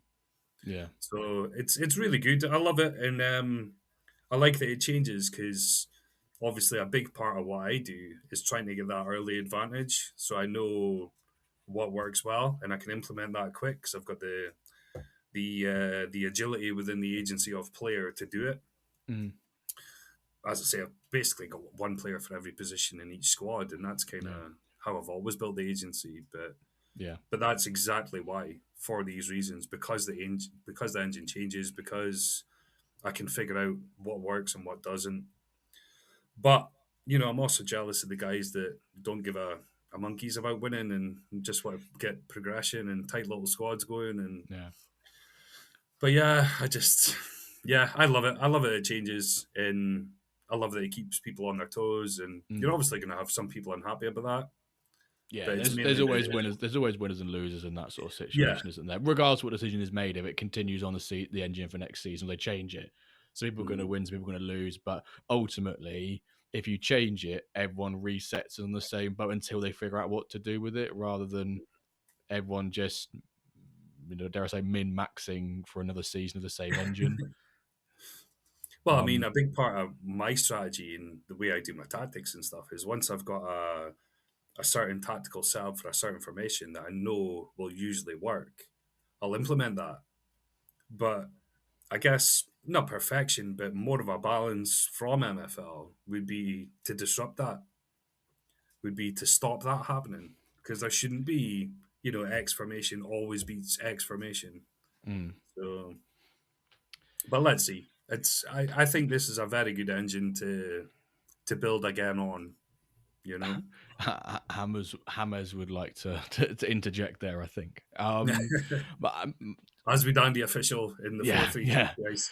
As my response to Jack's question, if I could change one thing about the current match engine, it's a current match engine, but it's always been a thing, so it still relates to this current match engine. It's really minor, but it really annoys me. Right, actually, really annoys me is quite strong and sounds quite passionate. Makes me a little cross, a little bit angry every time I see it. When you're training out or you're playing football and you play a little, drill, it's like first pass is free. Yeah, first pass is free, that sort of thing. Why in MFL is the first throw 99.9% of the time always a free throw to your own teammate? Like, let's see a bit of variation in the throw-ins. I think I've seen like one long throw in my life. I think I've seen 6 direct free kicks that have been floated into the box before. Let's see a bit of variation in those sort of, the direct free kicks being floated in. Let's see a bit of variation in the throw-ins. It's not, here's a free throw-in to my winger on the edge of your box. That really, because then what always happens, particularly in this meta, the fullback throws it in to the winger, and the winger just decides to do this amazing anime-like bicycle kick first time, just swings it into the box, and this big old, 90-plus physical player who's 5'2" just gets in the big head and goes, oosh, or just chests and volleys it. My pet peeve with the engine right now is that the first throw from a throw-in is always free.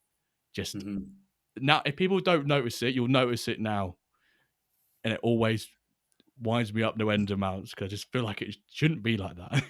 Just a point on throw-ins. I don't know if you noticed, but I think it was Yax that said it was actually one of Hoodwink's points as well. So Yax replied to Hoodwink saying, fixed an issue where the player's offside from a throw-in. And I'm thinking to myself, well, you can't be offside from a throw-in, so why would you fix that? That could be a good thing. So anyway, but yeah, just more variety in the throw-ins, I guess, would be nice. Yeah. I agree. Like, just if you see a man free on the edge of the box, you just know, if it was real life and just the first throw is free, and then the winger just gets a chance to turn and face into the box, you're like, I'm in trouble. Big throw down the line and it goes out for another throw, or something. Yeah, a big long throw into the box. That becomes a set piece and a potential way to score. So. Maybe you've got a guy who's like 90+ physical, which may benefit those who are in the upper divisions, or maybe you can make it relative to other divisions. Who's like high physical to fullback, they could launch a fucking long throw or something. I don't know, and they look strong. Maybe 5'6" backman with an overhead kick from exactly. Or they're trying to do like those like flips where they front flip and then they launch the ball. those sort of things. But yeah, that's cool. What I think would change. I'd like to see that as well. Yeah, I think we always say every week on air, like just like some set piece customization would be nice. Yeah. I think what I said with Jack, people would definitely like meta out, trying to figure out and I think maybe it was with Amrezy I was saying at midweek, people definitely try and figure out like this unique EAFC corner tactic, and you could just run everyone to the back post, someone runs to the front post and you score. I don't think I want to go down that route. I sort of want to go, do I want to launch in back post more, front post more? Do I have to put my centre backs up? Do I not? That sort of thing. Well, someone earlier had a really good suggestion. I think it was in the Ramble Discord when they said it'd be good to customize your set pieces, as in your free kicks. You know, do I play it short? Do I take a shot? Do I cross it in? So, you know, basically just changing the definition of direct and indirect free kicks so you can Mm. customize it to suit whatever you want. Yeah. I like that. Yeah. But sometimes you get some Like, free kicks where they're like it's indirect territory, but your direct taker's taking it. And like, yeah. well, if you're going to put that ball in the box, there's a reason you're not supposed to be. There's a reason you're not on the indirect taker list, mate, because you can't pass for fuck. You just can shoot. You know, you just can shoot. Well, this Yeah. engine is a perfect example to what I just said. So we obviously know that direct free kicks aren't going in. So you would set it so every free kick's an indirect free kick because you've got better chance to score. Hmm. So there you go. Hmm. Hmm. Zootert, your left and right mids. Do you have cross more often on them as well? They also have cross more often, yeah. Good man, good man. What about your goalkeeper? Does he have cross more often on? No, he just plays out from the back. Oh, good man. Controlled out from the back? Sorry, I'm just leaking all. No, that's what you're getting from me. Right. I'll easily dive in with what I do on goalkeepers. Nothing at all. Nothing at all. Do you not find that just when they launch it long, if they immediately gain possession, I'm always like, fuck it, I've conceded now. No, I like the variation of it. Sorry, I think I was going to say you like the variation. I was like, variation of what, conceding more goals than. No, I always no, find just- that I always find that you play it when they kick it long. I'm asking for trouble because the whole thing where a ball's up in the air, the player you think is going to win it never actually ends up winning it. It's like when a corner gets swung in, it gets headed out, and one player stood still, and your player just run past it. You're like, well, I know you're never getting there, mate. Don't even try and look like you're making it because I know you're not. But then I've seen like their centre back win the ball. Then my player will nick it off at him and then run through and score Yeah. There's that. on that goalkeeper kick. So, Yeah. so it But can create goals as well. would you not say that with the current M word of this engine? No, we're not going to ban it. I'll just say it. Meta with this whole ping pong, you know, long crossfield switcheroo, diag cross, whatever you want to call it. Would you not say to have that more frequently in your match engine or your matches is to play out from the back from your goalkeeper?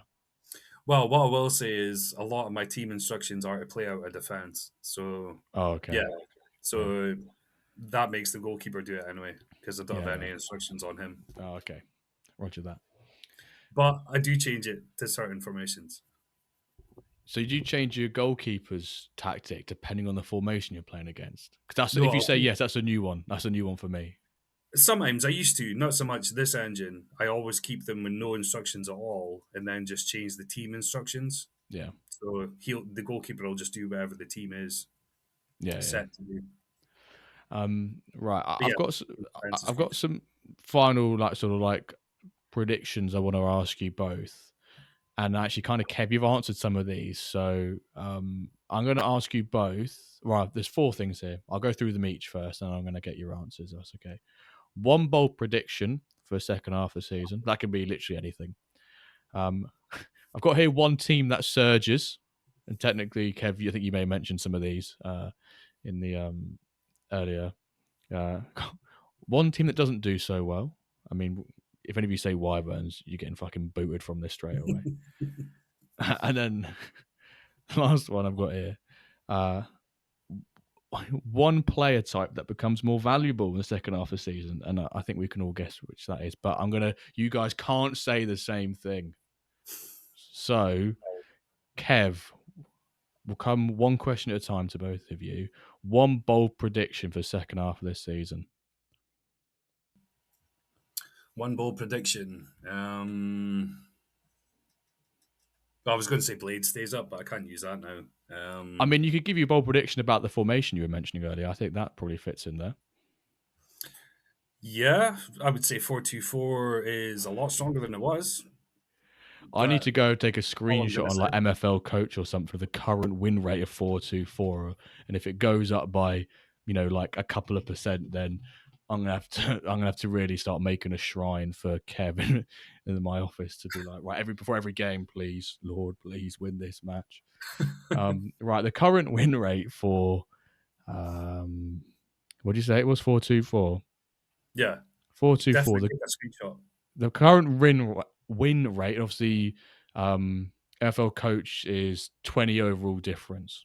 So it's kind of equalish. It's probably actually the best one to look at here. The current win rate is 41% across 2,088 games, with a draw rate of 22% and a loss rate of 37%. So you're saying if it's currently at 41%, what would your bold prediction like to be for that win rate? Well, I've got another spanner I can throw in that works because Go we on then. keep going on about it. Say everyone uses it and starts, struggling with it, and that'll distort the win percentage as well. So, Do you think that's yeah, why? Do you think that's why wingers? Sorry, do you think that's why 4-3-3s have seen a downturn in their victory percentage because everyone's now using them? Well, not everyone. Become a bit more popular this season, I think. Yeah, I think that's a big part of it because a lot of people are just throwing it out, expecting to win with it, and they've maybe never used it before. They've maybe Yeah, transitioned to it this season, and just expected success, and it's just not there. yeah, So yeah, do you think that's probably having a factor to it as well? yeah. Zoomers, have you got a bold prediction? I think this mid-season we will see one of the most active transfer windows we've seen in a mid-season in MFL. I think a lot of people Ooh, I are like gonna go changing their tactics, find those center mids, those wide mids that they didn't have in their teams before, and we're gonna see a lot of activity in the market. And as a result, like the biggest swing second half of season, like performance result. Do you think we can probably agree on that as well? Yeah, that would Yeah, come as effect as well. Yeah. yeah. I like that. I like that. Yeah, agree. I was going to say something, like Bob goes and, doesn't lose a game for second half of the season. And that is bold. So that's why I'm going to stick with it. Right. One team that surges. Kev, if you can remember, you actually did mention one team in Diamond. Is that In who you're gonna Diamond, go I'm with? going to go with Yoga Benito, Mr. Surgeonator. I'm Yeah, going to say Sturge. that he surges. Sturge will surge. There you Sturge go. will surge. So that's, yeah, but then it's so bloody congested in that middle of Mm, Diamond. So I would hate to call the rest of that league. But yeah, yeah, I do think Sturge will get himself into that mix as well. yeah, So let's yeah. see. It doesn't have to be Diamond Zootert. It could even be your own team, mate, if you really want to. I'm gonna fully pat my own back and say Gloucester. Oh, Here. yeah. Go on. Yeah. Yeah. Full faith in my second half of the season, so gonna say Gloucester. I love that. One team that collapses. Do you boys both have an answer for that, or do you think we should skip that one? Because bit of a harsh one to answer, really. You're kind of hoping for someone's downfall. I don't like that smile you've got there, by the way, Zoomers. I'm thinking, but no, I don't think I have anyone to put some shade No, on. we wouldn't wish a poor second half of season on Blades on anyone in the second half of season. Right. One player type that becomes more valuable. Well, I think we know that one. You could, wide mids and fullbacks, and then potentially centre mids as well, depending on what you were running previously. Zoomers in Certainly, agreement. Yeah, you wouldn't allow us to agree, but I don't think there is any other answer here. Yeah, 100%. Right. Yeah, I'm in total agreement with both of you. Because we've gone MFL coach, I quickly actually want to point out the formations that have the highest victory rate and the lowest victory rate. And I want you two to guess what the top and the bottom one is. And I want you to say if you think they will stay at their current levels or not. So the current highest victory rate is 46% by a single formation. Can either of you guess what that formation is? I've got two guesses if that's okay, or am I only allowed one? I'll let you do one, and then Zootert, and then if neither of you got it right, I'll come back to you both for a second one. So, guess number one would be 4-1-3-2. Okay, Zootert, come to you.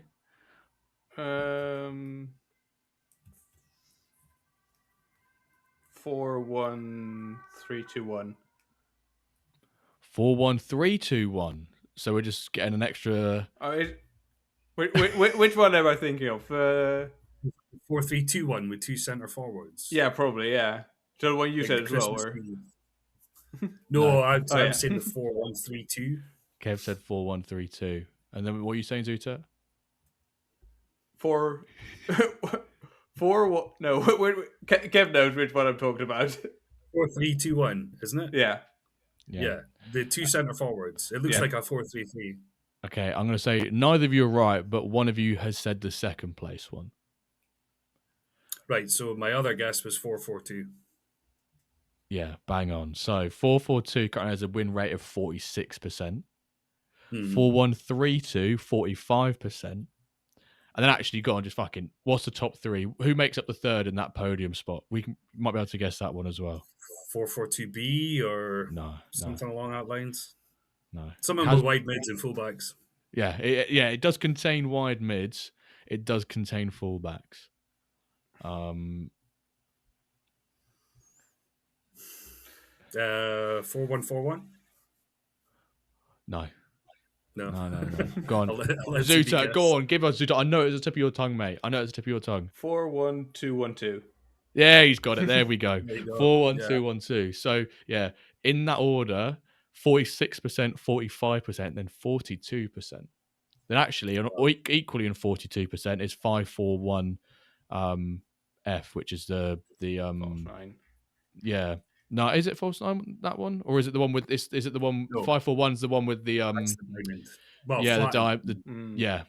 yeah. That's it, flat. I'm trying to think what the F stood for.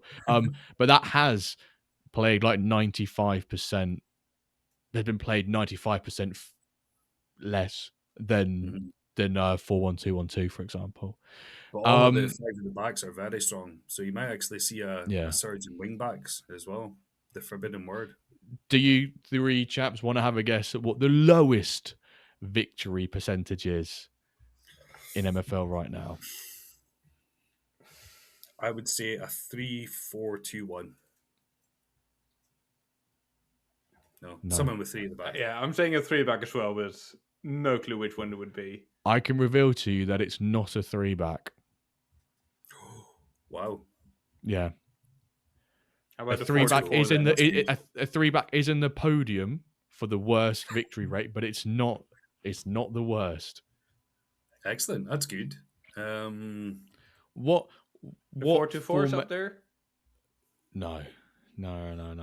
If I told you that this loss rate is 32%, not that makes anything to you guys, and maybe I can actually tell you how often it's played, because sometimes you can get an indication of that.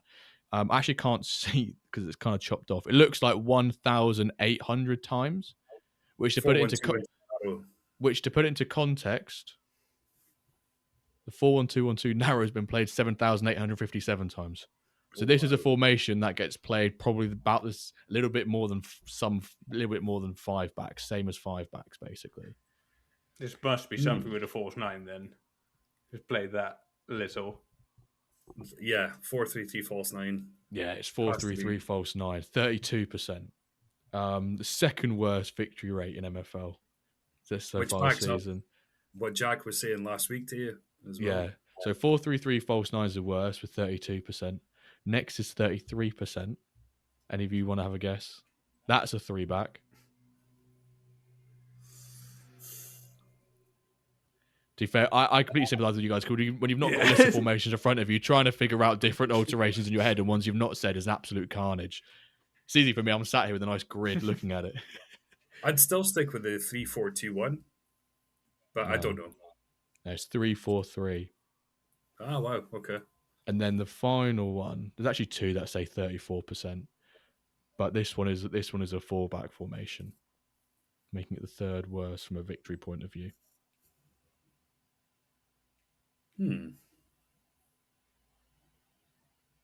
What's Ronan's formation? 4-1-2-1-2 narrow. No, the other one. 4-2-2. Yeah, 4-2-2. So that's the third worst victory rate. Is a thing to remind a victory rate. It's not how often it gets beaten; it's how often it wins. Victory rate or the defeat rate is still. Actually, I just went to the defeat rate. The defeat rate by percentage, the top 4 is all 3-backs. Ooh. And the one 3-back which isn't there is the 352B. 343, 343D, 3421, 352 are by defeat percentages with a 20 overall banding the worst four formations So you can lose the say most. 352B is the best. Yeah, exactly. People have a go at me. It has a what is the Best of the difference? three at the backs. I mean, it's only by 1%, right? It's by 1%. Yeah, it's 41% loss rate compared to 42% loss rate. But I think also for those who don't, I know we're quite far into the pod now, so you hopefully listen this far. MFL coach for just looking at sort of like formations that are particularly strong or working well from a matchup point of view isn't the Bible, but it's a really good starting point to look at. Because if you looked at like what formation should I definitely not run, the stats would say it's a 3-back. And then when you play the game, you realize actually when you play a 3-back, you see that defeat rate, you see that low win rate. So I think it's quite a nice sort of starting point sometimes, but that can be difficult to do in pre-season because we've not got that volume of games to actually provide a comprehensive matrix of formations. This is what we do in pre-season. Exactly. You got to try and figure this out. Yeah, it becomes valuable. Chance favors a prepared Kev, as I like to say. Right, I need a question from you both basically for our next guest, and you can either say one together or you can have us separately. Do either of you have a question? Would like to go first? Mr. Zumi? Yeah, I think it's good to have something meetup related, but I love that. Well, meetup related, I would say when's the next UK one and why is it God! set for Kev? why it's going to be up north? Why is it going to be up north for the Scottish boys? Why is it in Scotland? Yeah. To be fair to Hoodwink, I think an Edinburgh one would be good. It's quite accessible to get to, and I mean, it's still the guts are 3 hours away for me, so it's not like it's round the corner for me. But yeah, it's close. Edinburgh, Glasgow is always a winner. Yeah. So why is this? So there we go. Dark mode. Or even North, Newcastle, Manchester, something like that. Yeah. Whose question was that? Your question? Whose question was that? Are you combining heads for that one? Yeah, just combining heads. Okay, you'll combine heads for that one. I guess on that note, I probably should have mentioned it earlier. A big thanks to those who've already filled in the form to say if they'll be there to the London meetup on the 18th of April, a Saturday.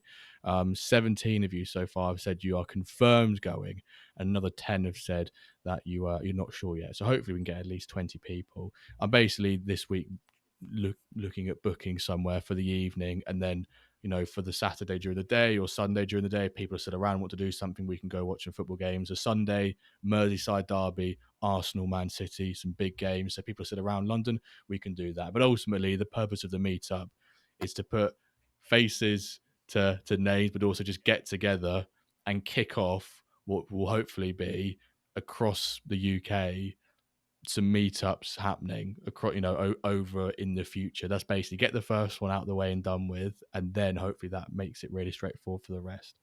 But don't expect some like PSG tours round. This is like a community thing. It's not an MFL. It's not MFL going, Jimbo, you're organising on behalf of us. It's me just sort of getting a meetup happening basically.